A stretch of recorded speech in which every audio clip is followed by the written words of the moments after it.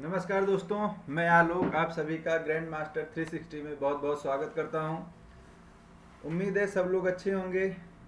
तो जल्दी से सभी लोग क्लास से जुड़ जाएंगे और उसके बाद हम अपनी क्लास को स्टार्ट करते हैं। तो सभी लोगों को एक बार फिर से प्यार भरा नमस्कार। तो आप लोगों की तैयारी आई होप अच्छी चल रही होगी और हमारी टीम के साथ आप जुड़े हुए हैं, जहां पर आपको किसी भी प्रकार की अगर समस्या है, किसी भी सब्जेक्ट में अगर समस्या है तो आप बेझिझक अपने डाउट्स, अपनी समस्याएं साझा कर सकते हैं। तो शुरू करेंगे आज की अपनी क्लास को। और क्लास शुरू करने के पहले जो भी लोग अभी तक नए हैं, जिन्होंने अभी क्लास ज्वाइन किया है, वो चैनल को एक बार सब्सक्राइब कर लेंगे और ज़्यादा से ज़्यादा लोगों के साथ क्लास को शेयर करने का प्रयास करेंगे। तो चलिए शुरू करते हैं। तो मैं आलोक करंट अफेयर के इस क्लास में आप सभी लोगों का फिर से एक बार वेलकम करता हूं। तो शुरू करते हैं आज की अपनी क्लास को। और आप सभी लोगों को पता है सैटरडे है, तो चलिए सैटरडे की क्लास जो है वो थोड़ा मतलब इसमें जो करंट अफेयर्स होते हैं वो उतने ज़्यादा आपके लिए होते नहीं हैं, क्योंकि काफ़ी चीज़ें जो हैं वो बंद होती हैं। और जो भी होता है चलिए उसको देखेंगे क्लास में। तो क्लास शुरू करने के पहले हमेशा की तरह तो कहा जाता है कि बुलंद हो हौसला तो मुट्ठी में हर मुकाम है, मुश्किलें और मुसीबतें तो ज़िंदगी में आम हैं। ठीक है, क्या कहते हैं कि बुलंद हो हौसला तो मुट्ठी में हर मुकाम है, मुश्किलें और मुसीबतें तो ज़िंदगी में आम हैं, जिंदा हो तो ताकत रखो बाजुओं में तैरने की, जिंदा हो तो ताकत रखो बाजुओं में तैरने की, क्योंकि लहरों के साथ बहना तो लाशों का काम है। ठीक है, तो जिंदा हो, बाजुओं में ताकत भी है और आप लोग तैर भी रहे हैं। धारा आपके अनुकूल हो प्रतिकूल हो उससे फर्क नहीं पड़ता है।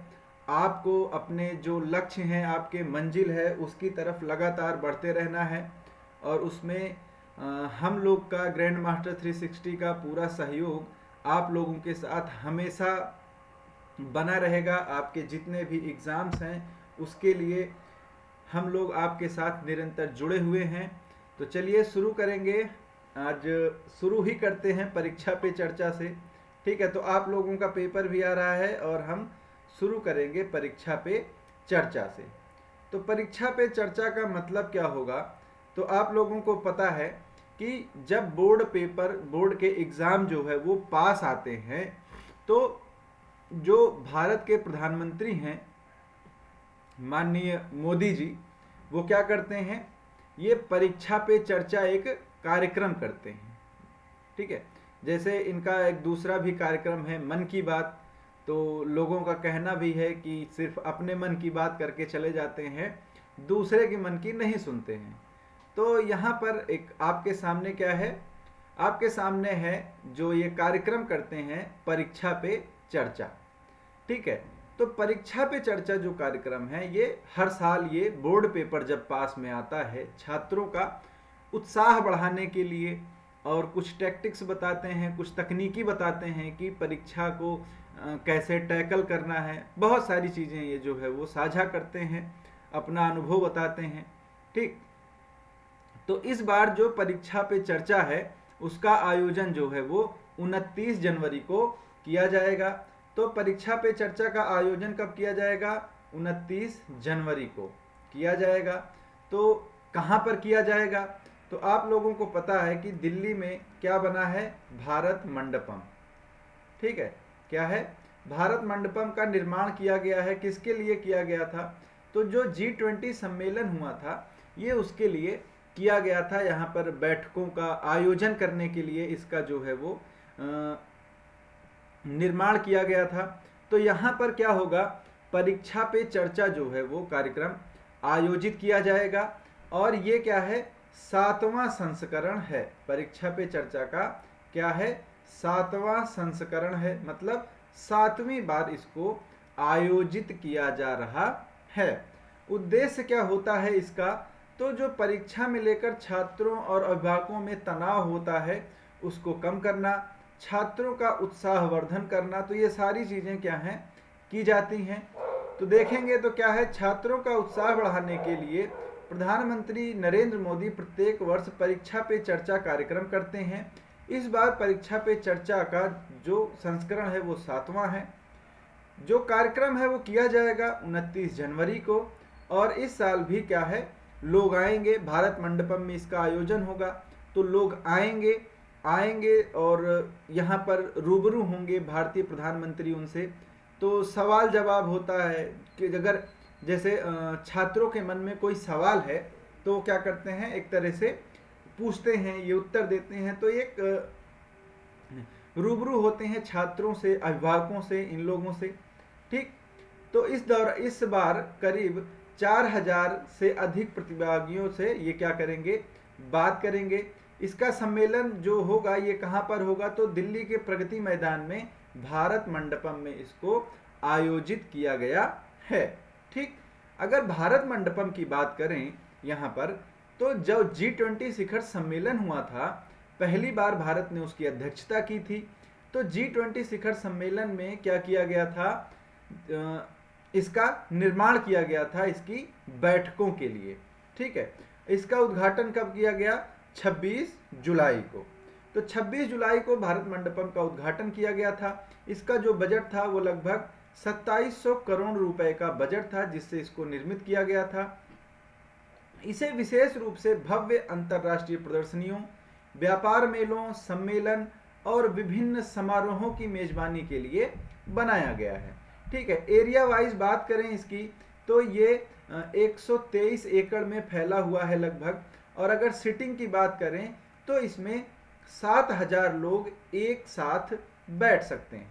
ठीक है, तो क्या है, 7000 लोग इसमें एक साथ बैठ सकते हैं।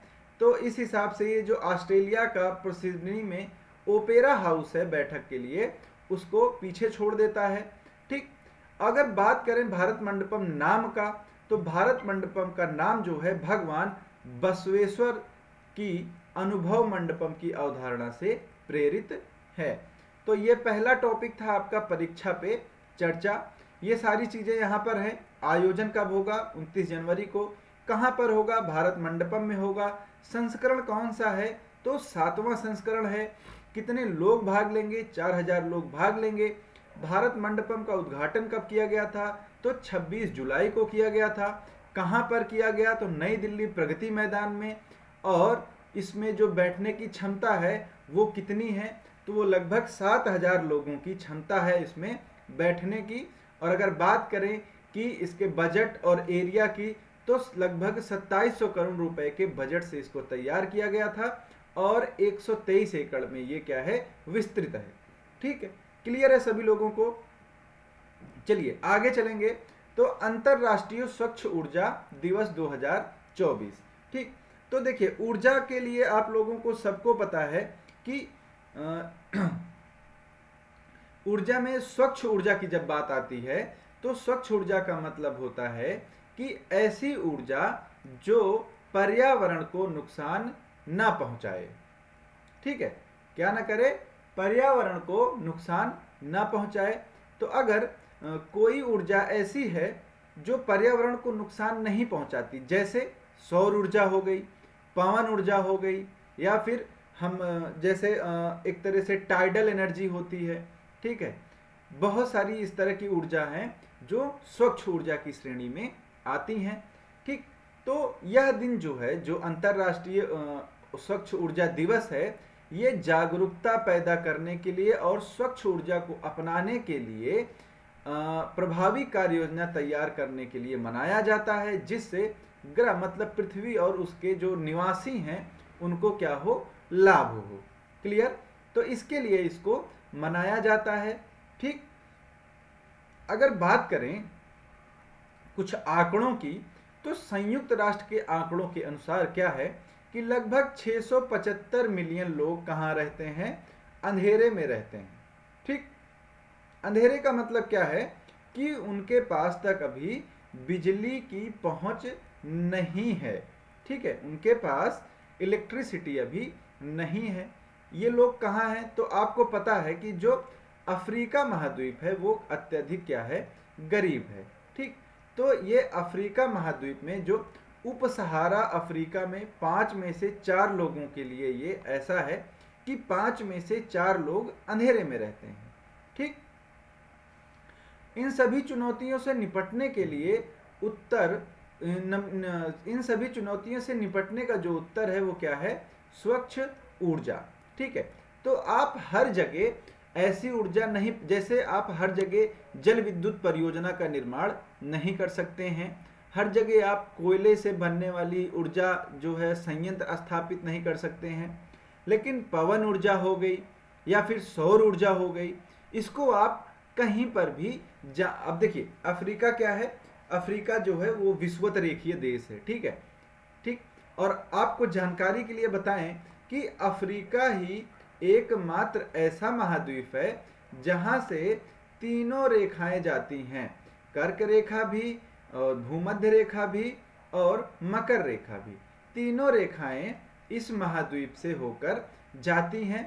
ये सर्वाधिक मात्रा में सूर्य की रोशनी को प्राप्त करता है, तो ऐसी स्थिति में यहाँ पर सौर ऊर्जा जो है एक बहुत ही बेहतर विकल्प निकलकर सामने आता है। ठीक, मनाया कब जाता है इसको, 26 जनवरी को इसे मनाया जाता है। तो आपके गणतंत्र दिवस के साथ साथ अंतरराष्ट्रीय स्वच्छ ऊर्जा दिवस भी 26 जनवरी को मनाया जाता है। ठीक है, क्लियर सभी लोगों को। उसके बाद स्वच्छ ऊर्जा तक पहुंच के बिना कई विकासशील देश जीवाश्म ईंधन का उपयोग कर रहे हैं। तो देखिए स्वच्छ ऊर्जा तक पहुंच का मतलब ये नहीं है कि कोई कहां पर सूर्य का प्रकाश नहीं मिल पा रहा है। ठीक है, अब जैसे अफ्रीका जैसा देश है वहां पर सूर्य का प्रकाश बहुत अधिक मात्रा में मिलता है। ठीक है, गर्म महाद्वीप है, लेकिन वो तकनीकी में, टेक्नोलॉजी में पीछे हैं। ठीक, जागरूकता की कमी है, और इस वजह से वहां पर जो ये स्वच्छ ऊर्जा है या फिर जो नवीकरणीय ऊर्जा है वो यूज नहीं की जा रही है। ठीक है, तो यहाँ पर जरूरत क्या है कि जो विकसित देश हैं वो क्या करें, उनको वो तकनीकी मुहैया कराएं, वो उपकरण मुहैया कराएं जिससे वो क्या करें, ऐसी ऊर्जा का उत्पादन कर सकें। ठीक है, संयुक्त राष्ट्र के अनुसार क्या है कि 2030 तक 4 में से 1 व्यक्ति अभी भी अस्वास्थ्यकर, असुरक्षित और अकुशल खाना पकाने की प्रणालियों का उपयोग करेगा, जिनमें गोबर और लकड़ी का उपयोग शामिल है। ठीक है, इसका मतलब क्या हुआ कि संयुक्त राष्ट्र की रिपोर्ट के अनुसार वर्ष 2030 तक 4 में से 1 व्यक्ति ऐसा होगा जो क्या करेगा, जो पारंपरिक तरीके से गोबर या फिर लकड़ी से ईंधन जलाकर क्या करेगा, अपने भोजन की प्राप्ति करेगा, अपना भोजन पकाएगा। क्लियर, तो ये चीज यहाँ पर निकलकर सामने आती है। फिर अगर बात करें तो वैज्ञानिकों ने जलवायु परिवर्तन के सबसे बुरे प्रभावों से बचने के लिए 2030 तक उत्सर्जन में लगभग आधी कटौती करने और 2050 तक शुद्ध शून्य हासिल करने की आवश्यकता पर जोर दिया है। तो जो नेट जीरो एमिशन है, ठीक है, शुद्ध शून्य उत्सर्जन इसको बोलते हैं, तो ये क्या है, नेट जीरो एमिशन। ठीक है, इसका मतलब क्या हुआ कि जो कार्बन का उत्सर्जन है उसको शून्य के स्तर पर लाना है। आप बात करें अगर COP28 मतलब कॉन्फ्रेंस ऑफ पार्टीज 28 की, तो जो अभी कहाँ पर आयोजित की गई, दुबई में आयोजित की गई, तो यहाँ पर भी इस लक्ष्य को रखा गया कि वर्ष 2050 तक क्या करेगा विश्व, सभी जो वैश्विक नेता हैं, लीडर हैं, वो क्या करेंगे, वो जो नेट जीरो एमिशन है, शुद्ध शून्य उत्सर्जन है, इसको क्या करेंगे, इसको हासिल करने पर जोर देंगे, इस पर नीतियां लाएंगे। ठीक, ये सारी चीजें हैं। तो अगर यहाँ पर हम बात करें जैसे कोयला हो गया, तेल हो गया, गैस हो गया, तो इनको हम क्या बोलते हैं, इनको हम या तो बोल देते हैं पारंपरिक ईंधन, ठीक है, या तो पारंपरिक ईंधन बोलते हैं, और या ही इनको हम बोल देते हैं अनवीकरणीय ईंधन। ठीक है, मतलब इनको दोबारा प्राप्त नहीं किया जा सकता है। तो अगर माना जाए तो ये जो जीवाश्म ईंधन है ये लगभग 90% वैश्विक कार्बन डाई उत्सर्जन के लिए क्या है, जिम्मेदार हैं। ठीक, फिर जीवाश्म ईंधन अभी भी वैश्विक ऊर्जा उत्पादन पर हावी है, लेकिन पवन, सौर, पनबिजली, भूतापीय जैसे ऊर्जा के नवीकरणीय स्रोत दुनिया में लगभग 29% विद्युत का उत्पादन कर रहे हैं। तो पूरे विश्व को पर्यावरण को बचाने के लिए, इसकी रक्षा करने के लिए क्या करना होगा, तो करना यही है कि धीरे धीरे हम पारंपरिक जो एक तरह से आपका ऊर्जा है, पारंपरिक ऊर्जा से नवीन ऊर्जा या फिर नवीकरणीय ऊर्जा जो हैं इनकी तरफ बढ़ना होगा। नवीकरणीय ऊर्जा के लिए प्रयास करना होगा। इसमें आपकी पवन ऊर्जा, सौर ऊर्जा, भूतापीय ऊर्जा, तरंग से जो ऊर्जाएं मिलती हैं, समुद्री तरंग से, ये सारी ऊर्जाएं यहाँ पर यूजफुल हो सकती हैं। तो इनके लिए अधिक से अधिक जो है वो प्रयास लोगों को करना पड़ेगा। क्लियर? फिर उसके बाद ये देखिए, ये क्या है, ये टाइगर महोदय हैं। तो ये क्या है, गोल्डन टाइगर हैं। ठीक है, क्या है, गोल्डन टाइगर। ठीक, क्या है, गोल्डन टाइगर मतलब क्या, गोल्डन टाइगर मतलब इनको क्या बोला जाता है, गोल्डन मार्फ। ठीक, तो इनको कहाँ देखा गया, इनको अभी हाल ही में देखा गया काजीरंगा राष्ट्रीय उद्यान में। कहाँ पर, काजीरंगा, ये कहाँ पर है, असम में है।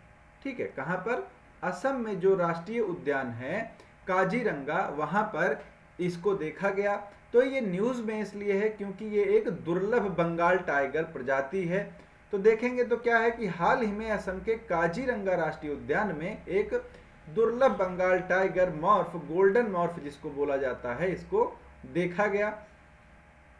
असम के मध्य में स्थित विश्व प्रसिद्ध काजीरंगा राष्ट्रीय उद्यान अपनी समृद्ध जैव विविधता के लिए प्रसिद्ध है और इसमें बहुत सारी प्रजातियां जो है वो पाई जाती हैं। अगर गोल्डन टाइगर की बात करेंगे तो काजीरंगा गोल्डन टाइगर का एकमात्र ज्ञात निवास स्थान है। मतलब जो लोगों को पता है कि ये कहाँ पर निवास करते हैं गोल्डन टाइगर, तो एकमात्र लोगों के जो नॉलेज में है वो कौन सा है, काजीरंगा राष्ट्रीय उद्यान है। ठीक है, इनको स्ट्रॉबेरी टाइगर या फिर गोल्डन टैबी टाइगर भी बोला जाता है।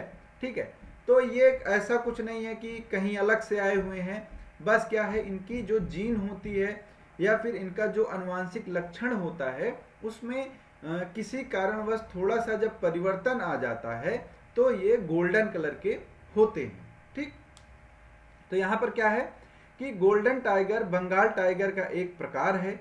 आनुवांशिक उत्परिवर्तन के परिणाम स्वरूप ये सुनहरे कोट के कारण अनोखे दिखते हैं। इनका जो फर है, मतलब जो इनका बाल है शरीर पे, वो किस कलर का हो जाता है, सुनहरे कलर का हो जाता है, गोल्डन कलर का हो जाता है। अगर इनकी संख्या की बात करें तो पूरे विश्व में इनकी आबादी 30 से भी कम है, इसीलिए इनको बहुत ही कम देखा जाता है।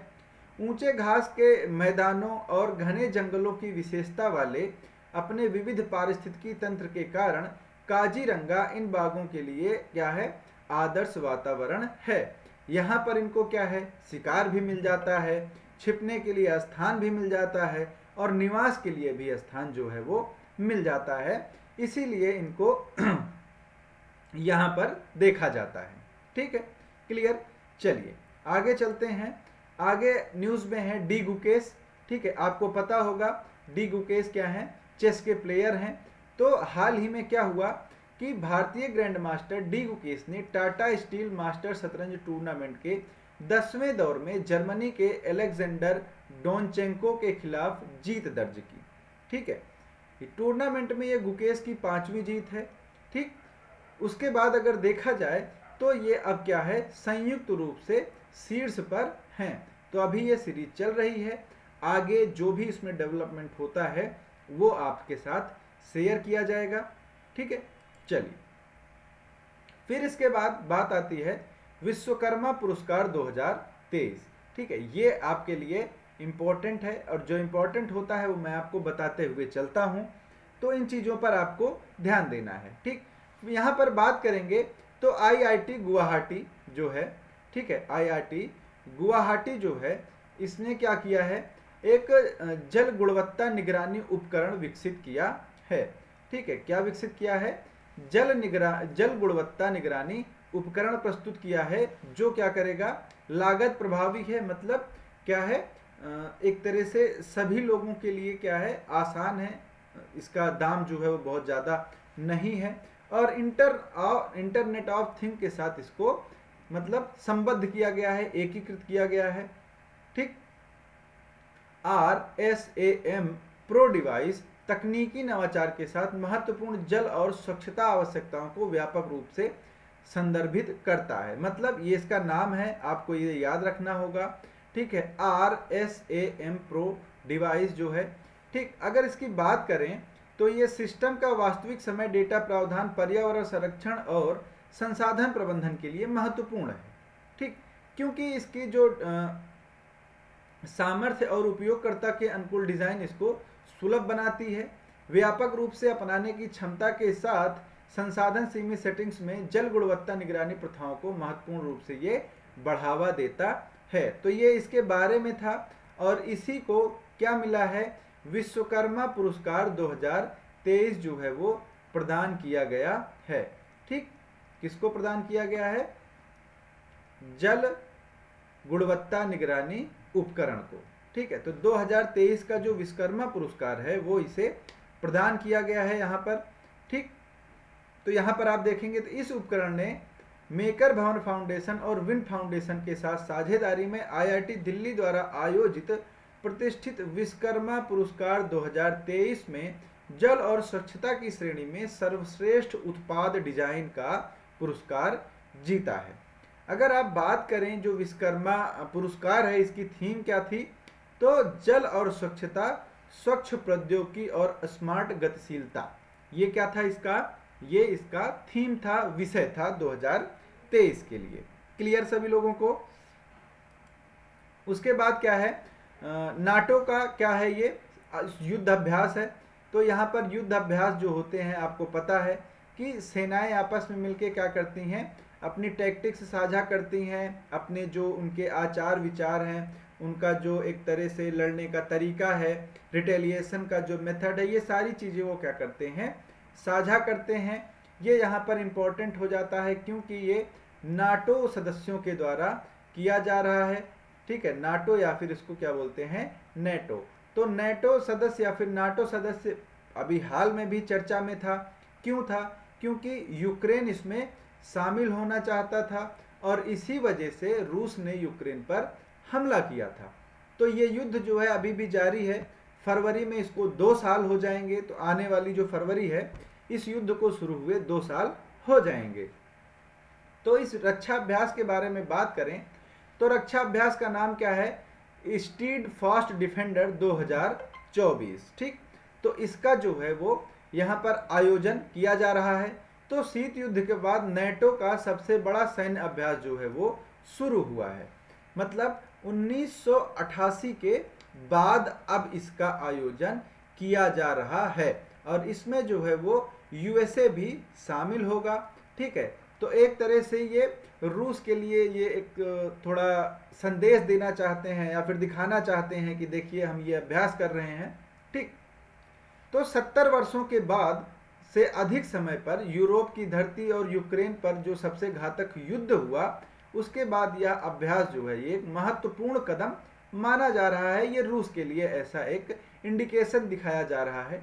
ठीक है, तो जो नाटो के प्रवक्ता हैं मेथियास आइचेनलाव, इन्होंने कहा कि 1988 के बाद सबसे बड़ा सैन्य अभ्यास ये हुआ है। ठीक है, तो इसमें समस्त जो नाटो के देश हैं वो और USA जो है वो इसमें भाग लेंगे। अगर इसमें बात की जाए तो उत्तर अटलांटिक और यूरोप के 90,000 सैनिक भागीदारी कर रहे हैं। तो अगर सैनिकों की संख्या देखी जाए तो लगभग 90,000 सैनिक इसमें भाग ले रहे हैं। तो नाम आपको जरूर याद रखना है, स्टीड फास्ट डिफेंडर 2024। ठीक, अमेरिका और नाटो के सहयोगी देश इसमें क्या है, भागीदारी कर रहे हैं। ये अभ्यास मई तक चलेगा। ठीक है, तो अगर समयावधि की दृष्टि से देखा जाए तो बहुत लंबे समय तक चलने वाला ये युद्धाभ्यास है। अगर सैनिकों की दृष्टि से देखा जाए तब भी ये काफ़ी एक बहुत ज़्यादा संख्या में जो सैनिक हैं वो भाग ले रहे हैं। देश के हिसाब से देखा जाए तो संपूर्ण नाटो है इसमें, तो बहुत सारे देश भी इसमें भाग ले रहे हैं। ठीक, इस अभ्यास में 133 टैंक, 333 इन्फेंट्री लड़ाकू विमान सहित विमान वाहक और विध्वंसक हथियारों वाले 50 पोत, 80 से अधिक लड़ाकू विमान, हेलीकॉप्टर, ड्रोन और कम से कम 1000 जो है वो लड़ाकू वाहन और जो है ये शामिल हो रहे हैं। तो ये जानकारी के लिए था, लेकिन आपको ये नाम जो है याद रखना है, आने वाले एग्जाम में ये आपको देखने को मिल सकता है। ठीक, क्लियर, सभी लोगों को ये चीज़ें क्लियर होंगी यहाँ पर। उसके बाद गृह पत्रिका पहल, ठीक है, क्या नाम है पत्रिका का? पहल। इसको जो इरडा है उसके द्वारा क्या है चलाया गया है, तो IREDA, ठीक है, इरडा जो है इसके द्वारा इस पत्रिका का एक तरह से अनावरण किया गया, इसको लॉन्च किया गया। तो नवीन और नवीकरणीय ऊर्जा मंत्रालय के प्रशासनिक नियंत्रण के तहत भारत सरकार का जो उद्यम है, भारतीय नवीकरणीय ऊर्जा विकास एजेंसी एरेडा ने अपने सतर्कता विभाग की व्यवहारिक गृह पत्रिका पहल का अनावरण किया है। अगर बात करें कि इसके जो अध्यक्ष और प्रबंध निदेशक कौन है, तो प्रदीप कुमार दास हैं जिन्होंने इसका अनावरण किया। ठीक, क्लियर। तो ये चीज़ें आपके जानने योग्य थी कि इरडा के जो अध्यक्ष हैं वो कौन है? प्रदीप कुमार दास, और इन्होंने क्या किया? गृह पत्रिका पहल का अनावरण किया। क्लियर। फिर उसके बाद अंतरराष्ट्रीय प्रलय स्मरण दिवस, तो ये कब मनाया जाता है?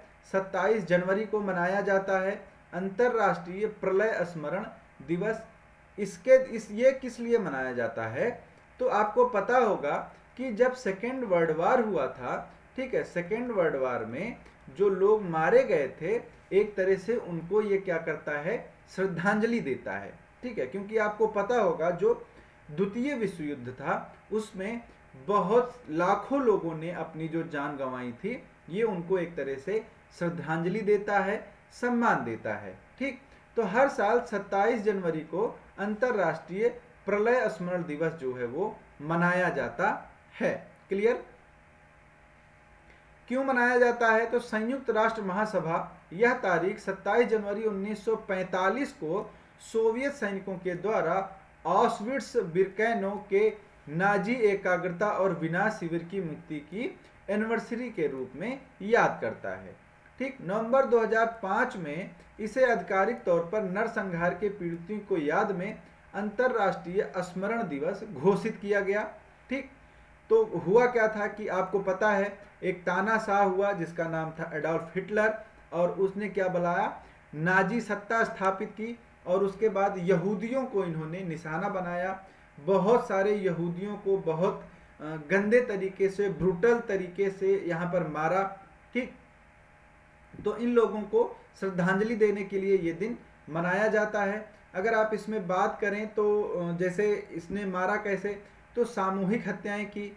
गैस चैम्बर्स होते थे जिसमें क्या करते थे, बड़े बड़े कंटेनर टाइप में होते थे, तो उसमें लोगों को क्या करता था? ठूंस कर जहरीली गैस छोड़ दी जाती थी। ठीक है, तो ये सब चीज़ें हैं। इन सब चीज़ों के लिए क्या किया गया था? इस दिवस को मनाया जाता है, इनको श्रद्धांजलि यहाँ पर दी जाती है। ठीक, उसके बाद आएगा एक तरह से कृत्रिम, क्या है, एक जो एआई था, कृत्रिम एआई था जो, उसको क्या हो गया? उसको हुआ कुछ नहीं, उसको यूनिकॉर्न का दर्जा मिला, और इसी के साथ पहला एआई यूनिकॉर्न बन गया है। कौन? कृत्रिम। ठीक है, तो इसको विकसित किसने किया था? ओला ने। ओला समूह की आर्टिफिशियल इंटेलिजेंस कंपनी कृत्रिम ने मैट्रिक्स पार्टनर्स की अगुवाई में 5 करोड़ अमेरिकी डॉलर एकत्र किए। ठीक, कंपनी ने कहा कि यह राशि 1 अरब अमेरिकी डॉलर के मूल्यांकन के आधार पर जुटाई गई, और इसी के साथ ही यहाँ पर ये लाइन इंपॉर्टेंट हो जाती है आपके लिए कि यह कृत्रिम यूनिकॉर्न बनने वाली भारत की पहली एआई कंपनी है। तो पहली एआई कंपनी जो यूनिकॉर्न बनी वो क्या है, कुट्रिम है। ये आपको यहाँ पर याद रखना है, कहीं कहीं कृत्रिम बोला जाता है, कहीं कहीं कुट्रिम बोला जाता है, तो नाम पर नहीं जाना, ये चीज आपको याद रखनी है। ठीक, फिर यूनिकॉर्न कंपनी होती क्या है, तो यूनिकॉर्न कंपनी होती हैं जो कंपनियां $1 अरब से अधिक का जो उनका मूल्य है वो हो जाता है, तो उनको यूनिकॉर्न बोला जाता है। ठीक है, तो ये होती है यूनिकॉर्न। एक होती है, आपने सुना होगा, उसको बोलते हैं सूनिकॉर्न। तो सूनिकॉर्न कंपनियां कौन सी होती हैं, सूनिकॉर्न कंपनियां होती हैं कि जो कंपनियां जल्द ही यूनिकॉर्न बन जाएंगी।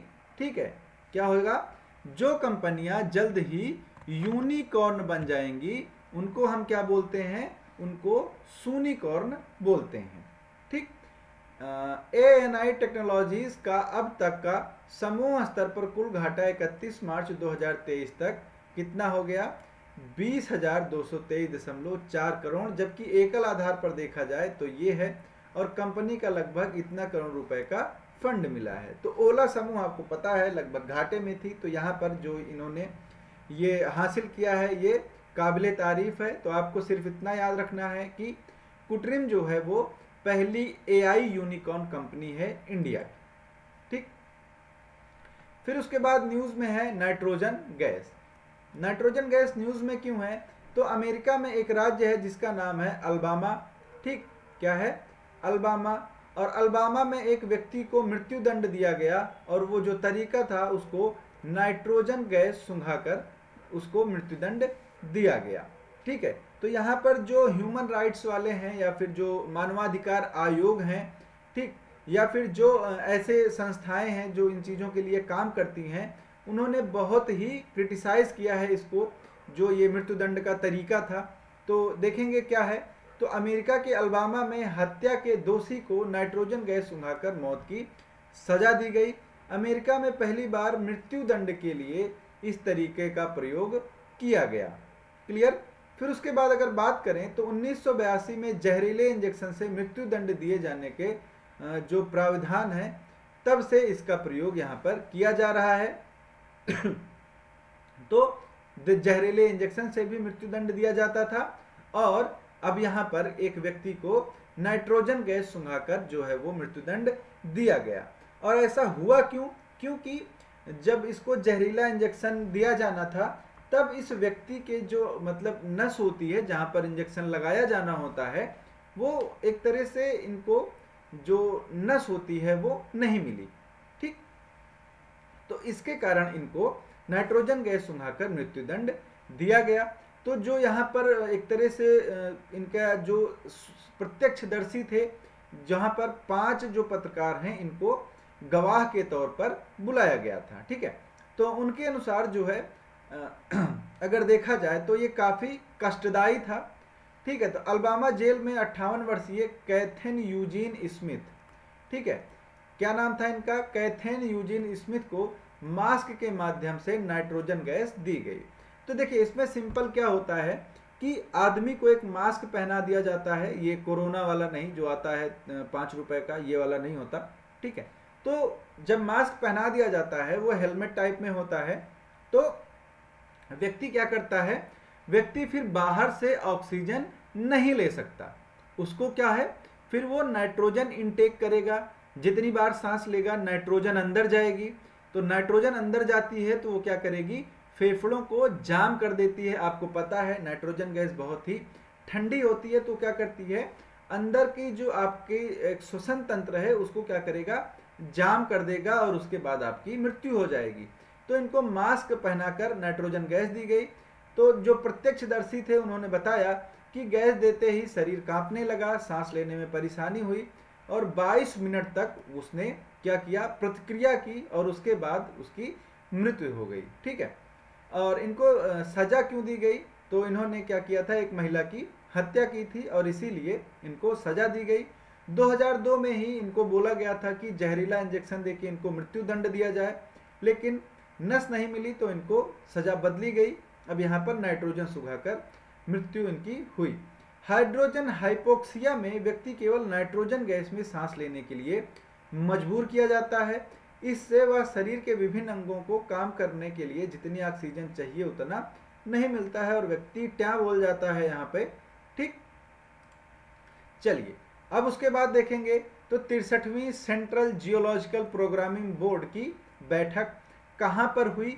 भोपाल में हुई। ठीक है, कहाँ पर? भोपाल में हुई। ठीक, यहाँ पर बैठक में जो अध्यक्षता थी वो किसने की? श्री वी.एल. कांथा राव। ठीक है, ये खनन मंत्रालय के अध्यक्ष थे, सॉरी खान मंत्रालय हैं, सचिव हैं खनन मंत्रालय के, तो इन्होंने इसकी अध्यक्षता की। ठीक, अब बात करें अगर यहाँ पर सेंट्रल जियोलॉजिकल प्रोग्रामिंग बोर्ड भारतीय भूवैज्ञानिक संरक्षण खान मंत्रालय का एक महत्वपूर्ण मंच है जिसमें जीएसआई का वार्षिक फील्ड सीजन प्रोग्राम चर्चा के लिए और काम के दोहराव से बचने के लिए रखा जाता है। फिर अगर बात करें भारतीय भूवैज्ञानिक सर्वेक्षण की, तो इसकी स्थापना 1851 में हुई थी, मुख्य रूप से रेलवे के लिए कोयला भंडार खोजने के लिए। ठीक, फिर उसके बाद धीरे धीरे विकास हुआ और उसके बाद अब ये क्या करते हैं, ये महत्वपूर्ण खनिज संसाधनों को भी क्या करते हैं, ढूंढते हैं। ठीक, अब जमीनी सर्वेक्षण, हवाई और समुद्री सर्वेक्षण, खनिज पूर्वेक्षण और जांच, बहुविषयक भूवैज्ञानिक तकनीकी, इन सब चीज़ों के लिए ये क्या करते हैं, जाने जाते हैं। तो 63वीं सेंट्रल जियोलॉजिकल प्रोग्रामिंग बोर्ड आपके लिए यहाँ पर जो है इसकी जो बैठक है वो कहाँ हुई? तो वो भोपाल मध्य प्रदेश में हुई। ठीक, अब इसके बाद आपके पास आ जाता है बजट नाम का टॉपिक, और ये जो बजट नाम का टॉपिक है ये ब्रॉड होने वाला है, तो कुर्सी की पेटी बांध लेंगे। शुरू करेंगे तो आपको पता है कि 1 फरवरी को बजट पेश किया जाएगा। किसके द्वारा पेश किया जाएगा? तो निर्मला सीतारमण के द्वारा पेश किया जाएगा। ये क्या है? भारत की वित्त मंत्री हैं। ठीक, तो ये अपना छठा बजट जो है वो पेश करेंगी। लगातार कौन सा? छठा बजट ये पेश करेंगी और इसके साथ ही कई सारे रिकॉर्ड बनेंगे इनके नाम पे। तो देखिए कौन कौन से बनेंगे। तो लगातार 5 पूर्ण बजट और एक अंतरिम बजट पेश करने के जो रिकॉर्ड है किसकी? प्रधानमंत्री मोरारजी देसाई का। ठीक है, ये उनके रिकॉर्ड की बराबरी करेंगी। ठीक, सीतारमण पहली पूर्णकालिक महिला वित्त मंत्री हैं जो जुलाई 2019 से 5 पूर्ण बजट पेश कर चुकी हैं और इस बार वो क्या पेश करेंगी? अंतरिम बजट पेश करेंगी। अगर बात करें मोरारजी देसाई का, तो इन्होंने 10 बार सबसे ज़्यादा अभी तक बजट पेश किया है। ठीक, क्लियर सभी लोगों को? तो सबसे ज़्यादा बजट किसने पेश किया है अभी तक? जो मोरारजी देसाई थे उन्होंने, और उसके बाद अब ये कौन? निर्मला सीतारमण। ठीक, तो 1 फरवरी को ये पेश करेंगी बजट। तो मनमोहन सिंह, अरुण जेटली, पी चिदम्बरम, यशवंत सिन्हा जैसे जो पूर्व के वित्त मंत्री हैं, इनको क्या करेंगी? बजट पेश करने के जो नंबर्स हैं उसमें पीछे छोड़ देंगी। ठीक है, इन नेताओं ने भी लगातार 5 बजट जो है वो पेश किया है। ठीक, तो अगर इस बार के बजट की बात करें, जो 2024-25 का बजट होने वाला है वो अंतरिम बजट होगा। आपको मैं बताऊं कि अंतरिम बजट होता क्या है। तो यहाँ पर देखिए, अंतरिम बजट ये होता है जैसे कि अभी क्या है, जो बजट आता है वो कब से कब तक के लिए आता है? तो वो पूरे एक वित्तीय वर्ष के लिए आता है। किसके लिए आता है? वित्तीय वर्ष के लिए। लेकिन आप लोगों को पता है कि मई में चुनाव होने वाले हैं, तो अब सरकार बदल भी सकती है, तो इसीलिए पूर्णकालिक बजट जो ये नहीं होता है। ठीक है, अंतरिम बजट सिर्फ इतने दिन के लिए होता है कि जो चुनाव तक का टाइम है तब तक के लिए जो सरकार के खर्चे हैं उसके लिए जो एलोकेशन है वो हो सकें। ठीक, तो ये पूर्ण बजट जो है वो नहीं होता है। ठीक, तो यहाँ पर ये हेडिंग जो है वो गलत हो गई, चलिए सॉरी इसके लिए। तो देखेंगे बजट के बारे में। तो बजट शब्द जो है ये बजट से लिया गया है। इसकी उत्पत्ति जो है ये फ्रेंच शब्द से हुई है। ठीक, इसका अर्थ क्या होता है? तो इसका अर्थ होता है चमड़े का बैग। ठीक, तो यहाँ पर इससे कोई मतलब नहीं है कि चमड़े का बैग होता है तो कैसे होता है, इन सब चीज़ों का नहीं है। बजट क्या होता है? आपको पता है कि भारतीय संविधान में चर्चा की गई है अनुच्छेद 112 की। 112 में क्या बताया गया है? वार्षिक वित्तीय विवरण। ठीक है, क्या है? वार्षिक वित्तीय विवरण की चर्चा की गई है। ठीक है, क्या है? वार्षिक वित्तीय विवरण की यहाँ पर चर्चा की गई है। और इसी वार्षिक वित्तीय विवरण को हम क्या बोल देते हैं? बजट बोल देते हैं। अब वार्षिक वित्तीय विवरण में जो होता है, इसमें साल भर के खर्चे का, ठीक है, किसका? खर्चे का और साल भर की आमदनी का लेखा जोखा होता है। ठीक, एक बजट में 3 वित्तीय वर्षों की बातें की जाती हैं। ठीक है, कितनी? 3 वित्तीय वर्ष की। जैसे इस बार 2024 और 2025 का बजट आएगा। ठीक है, तो इसमें यह भी बताया जाएगा कि 2025 से 2026 में हम कितना खर्चा करेंगे, कहाँ कहाँ करेंगे, हमारी इनकम क्या होगी। और यहाँ पर 2023 से 2024 के बारे में भी बताया जाएगा कि कहाँ कहाँ से पैसा आया था और कहाँ कहाँ पर पैसा खर्च हुआ, और ये वर्तमान तो चल ही रहा है। तो 3 वित्तीय वर्ष की चर्चा एक बजट में की जाती है। क्लियर है आप लोगों को? फिर देखेंगे जो बजट होता है उसका जो प्रकार होता है वो कैसा होता है। तो अगर आप सिंपल देखेंगे तो बजट जो है वो 5 प्रकार का होता है। ठीक है, कितने प्रकार के बजट होते हैं? 5 प्रकार के बजट होते हैं। तो यहाँ पर एक एक करके देखेंगे सभी को। तो पहला क्या है? पारंपरिक या आम बजट। ठीक, तो वर्तमान समय के आम बजट का प्रारंभिक स्वरूप पारंपरिक बजट कहलाता है। आम बजट का मुख्य उद्देश्य विधायिका और कार्यपालिका पर वित्तीय नियंत्रण स्थापित करना है। इसमें सरकार की आय और व्यय का लेखा जोखा होता है। अगले वित्त वर्ष में किस क्षेत्र में कितना धन खर्च करेगी, इसका यहाँ पर उल्लेख होता है। ठीक है, इस खर्च से क्या क्या परिणाम होंगे, इसका ब्यौरा यहाँ पर नहीं होता। ठीक है, सिर्फ क्या बताया जाता है कि खर्चा कितना होगा और कहाँ होगा। ठीक, तो यहां पर देखें तो इस प्रकार के बजट का उद्देश्य सरकारी खर्च पर नियंत्रण करना तथा विकास कार्यों को लागू करना था, ना कि तीव्र गति से विकास करना। ठीक, क्लियर? तो इसीलिए पारंपरिक बजट की अवधारणा स्वतंत्र भारत की समस्याओं को सुलझाने और लक्ष्यों को प्राप्त करने में असफल थी।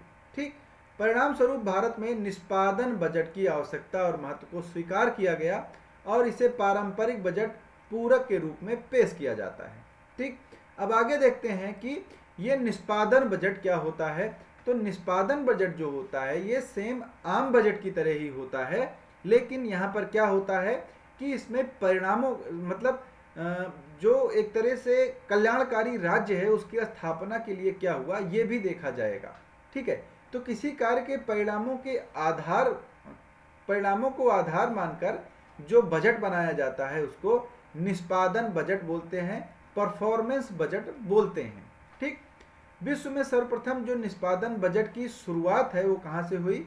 संयुक्त राज्य अमेरिका से हुई। इसके लिए हूपर आयोग का गठन किया गया था और इसी की सिफारिश पर निष्पादन बजट की शुरुआत मानी जाती है।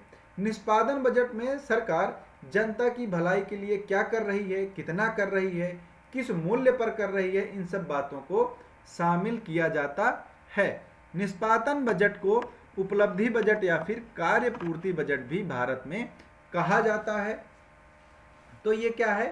परफॉर्मेंस बेस्ड बजट होता है। ठीक है, क्या होता है? परफॉर्मेंस बेस्ड बजट होता है जिसमें जो सरकार है उसकी परफॉर्मेंस को देखा जाता है। क्लियर? चलिए आगे देखते हैं। अगला कौन सा है? शून्य आधारित बजट। शून्य आधारित बजट जो होता है इसमें क्या है? लगातार जो बजट है वो घाटे में होता है। ठीक है, क्या होता है? बजट लगातार घाटे में होता है। भारत में इसको अपनाने के लिए 2 कारण हैं। ठीक, पहला लगातार घाटे का बजट और निष्पादन बजट प्रणाली का सफल क्रियान्वयन ना हो पाना।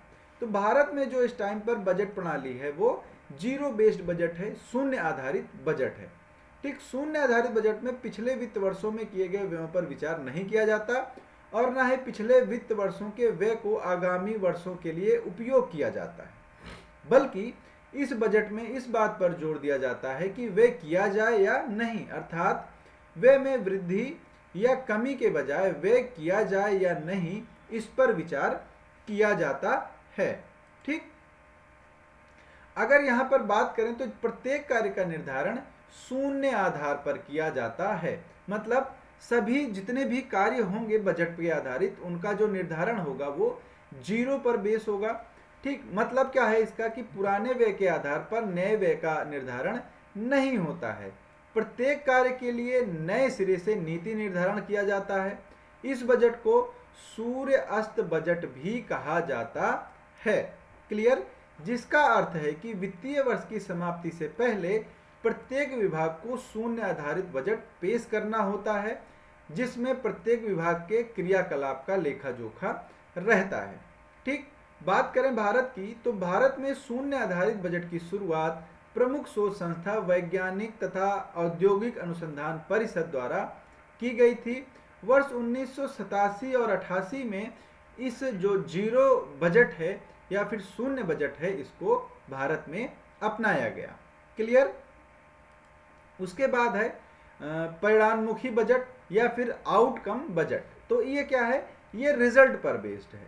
ठीक है, किस पर बेस्ड है, रिजल्ट पर बेस्ड है। इसमें परिणाम देखा जाता है कि जो खर्च हुआ वो कैसा हुआ। तो भारत में देखिए क्या है, हर वर्ष बड़ी संख्या में विकास से संबंधित योजनाएं चलाई जाती हैं, जिसमें क्या है, मनरेगा है, मिड डे मील है, प्रधानमंत्री ग्राम सड़क योजना, डिजिटल इंडिया, कौशल विकास, स्किल डेवलपमेंट का जो है, या फिर स्टार्टअप्स के लिए है। तो बहुत सारी योजनाएं हैं और इन पर क्या होता है, बहुत सारा पैसा भी खर्च किया जाता है। ठीक, तो जो आउटकम बजट होता है इसमें यह देखा जाता है कि जो इन योजनाओं के लिए पैसा दिया गया, ठीक है, उसका रिजल्ट क्या आया, ये योजनाएं अपने लक्ष्य को कहां तक प्राप्त की हैं और कितना प्राप्त की हैं। ठीक, क्लियर, तो ये चीज यहां पर होती है। ठीक, ये सभी मंत्रालयों और विभागों के कार्य प्रदर्शन के लिए एक मापक का कार्य करता है। ठीक, क्लियर, उसके बाद क्या है, उसके बाद है आपके पास लैंगिक बजट या फिर इसको हम बोलते हैं जेंडर बेस्ड बजट। अब जेंडर बेस्ड बजट क्या है, तो इसमें फीमेल्स के लिए, ठीक है, मतलब महिलाओं के लिए और बच्चों के लिए। ठीक है, तो महिलाओं और बच्चों के लिए जो है, जो विशेष प्रावधान है या फिर जो एक तरह से बजटिंग है वो की जाती है। ठीक है, तो किसी बजट में उन तमाम योजनाओं और कार्यक्रमों पर किया गया खर्च जिसका संबंध महिला और शिशु कल्याण से होता है, उसका उल्लेख लैंगिक बजट में किया जाता है।